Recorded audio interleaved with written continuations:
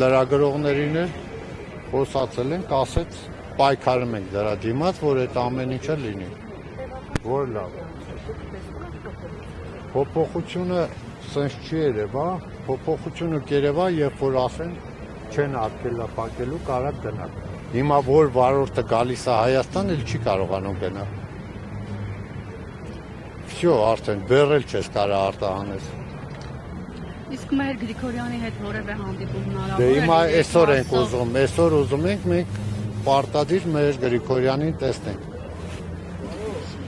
Շնորհակալություն։ Ձեր ընկերներից ով կա այլ որ խոսենք։ Խոսան դե էլ թող մի հատ ծախսերը հավաքեն, ջան, գանք այնտեղ, կամ օտենական։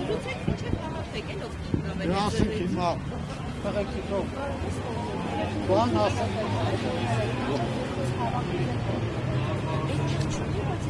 Հավաքվել ենք, որ դիում պետք է վարչապետ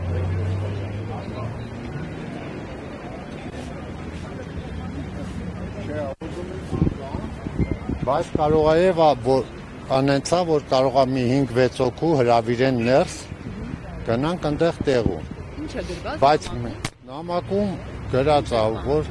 պահանջում ենք, որ այս ԵՏՄ-ն իր